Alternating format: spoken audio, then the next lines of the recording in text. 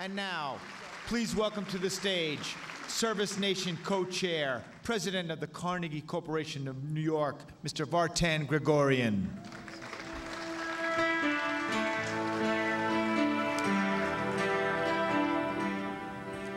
Good morning.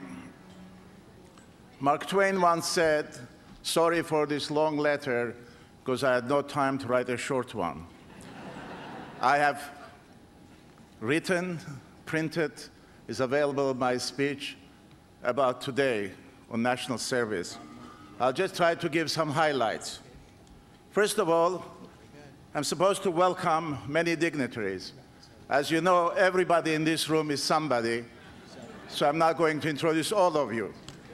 But I would like to welcome the First Lady of our nation, Laura Bush, who will be coming this morning, or is already here. I also can't help but greet our wonderful, great mayor, Mayor Bloomberg of New York, who embodies everything good about America. Our wonderful Carolyn Kennedy, of course, two outstanding leaders who believe in the cause we are all here today.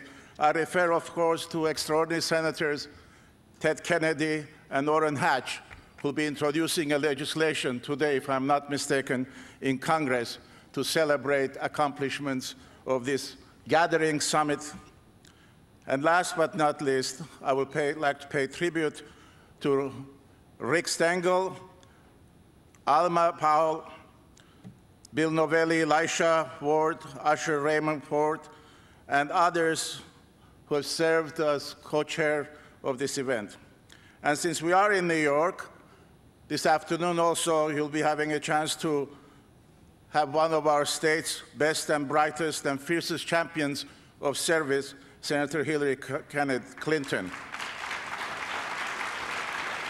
And since I work for Carnegie Corporation, as you well know, I would like also to welcome three of our trustees, Amy Gottman of University of Pennsylvania, Richard Broadhead of Duke University, and of course, Governor Tom Kean, the great governor of New Jersey and head of 9/11 Commission. But that's not why I'm here today. Last night, we were all gratified that notwithstanding the current partisan electoral campaign, which after all is part of American process of democracy, Senator John McCain and Senator Barack Obama put aside their differences and party affiliations to reaffirm their commitment to our common endeavor, which is to find ways of giving back to our nation even a small fraction of what it has given us, namely the ability to live in a free country where we are free to learn, to grow, to aspire as human beings, to have opportunities for ourselves and our families, and to seek and achieve our dreams. Today, we're just reminded that we're not here as Democrats or Republicans or as libertarians, socialists, Green Party members, or members of other organizations. We are here today first and primarily as Americans, as American citizens. Our mission and destiny transcends all the current differences and categorizations, be they race, gender, age, geography, ethnic origin, or anything else you can imagine of. Americans join today in 230 years of celebrating a nation in becoming. America is not perfect, but thank God it's always perfectible. The solid foundation on which we stand today are two documents, Bill of Rights and our Constitution, which unites us. And we saw now the terrorists who attacked us, they did not kill Jews, they did not kill Muslims, they did not kill Buddhists, they did not kill Christians, they killed Americans. So when it comes to America, outsiders know we're one nation. It would be a pity if we don't know that we're one nation.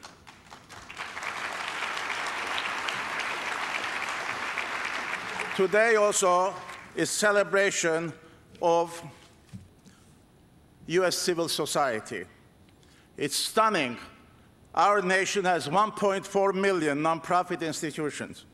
They're active in education, healthcare, human services. Nonprofits address the needs of underserved, disadvantaged population, and they provide billions of dollars in services and goods. We're proud today also that the United States has some 72,000 grant-making foundations that annually give almost $45 billion. They remind also us, these foundations remind us Andrew Carnegie's dictum that those who die rich die disgraced because they did not have the imagination to reinvest in their society.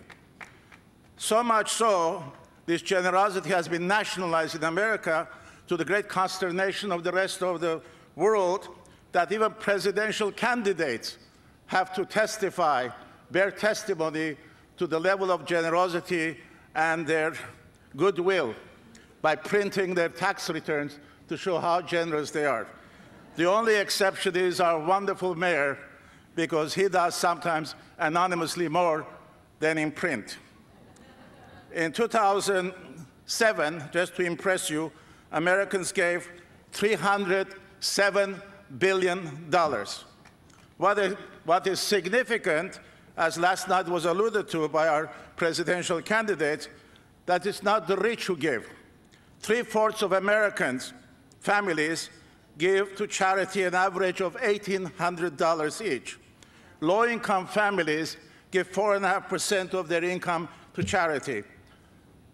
Generosity has become a hallmark of America.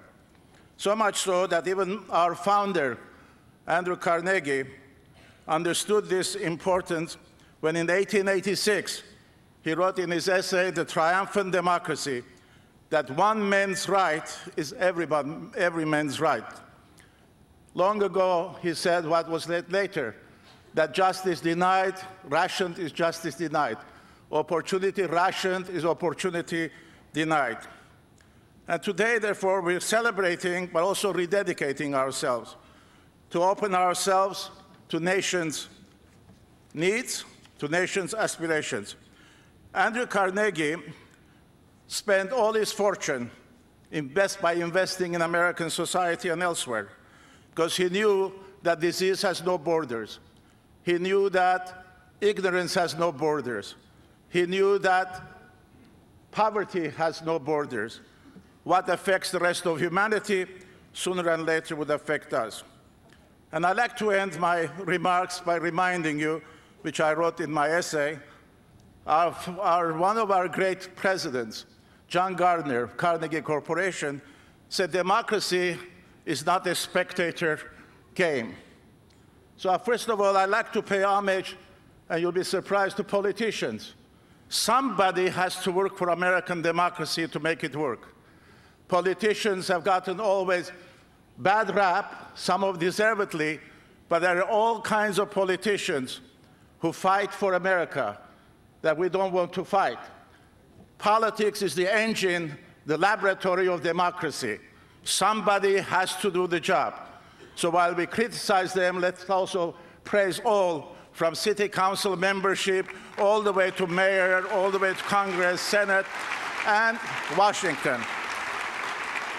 It always mystifies me why people should be spending hundreds of millions of dollars to go against a city for which we're aspiring to be there. We always attack Washington, yet spend so much money to go to Washington. So that in itself also is part of the rhetoric. But let me also mention the fact that all the joys, all the benefits of the nation we enjoy also requires from us, obliges us to return. St. Francis said the right word, it's in the giving that we receive. And frankly, we have received more from America than we have given. Especially those of us who are immigrants appreciate America for what it is. It's not land of economic opportunity alone. It's not land when you make money. It's a place where you regain your dignity and you become a free individual. You become a citizen of the United States, the highest attribute anybody can do.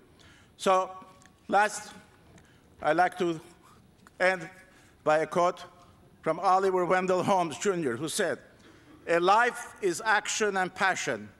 It's required of a man that he should share the passion and action of his time or her time at the peril of being judged not having lived." Many of you in the audience today have lived in the passion of your time, and let's hope our future generations will live the passion of their time. Because I was reminded by two people, one Abbé Sieyès on the eve of French Revolution, and the other one, Andrew Carnegie, who said, "Aristocracy is like potatoes. The best part is underground." We cannot brag about our ancestors. We have to be ourselves, preparing ourselves to be deserving ancestors to our future generations. I thank all of you who've come here as good ancestors in being and in becoming. Thank you very much and congratulations.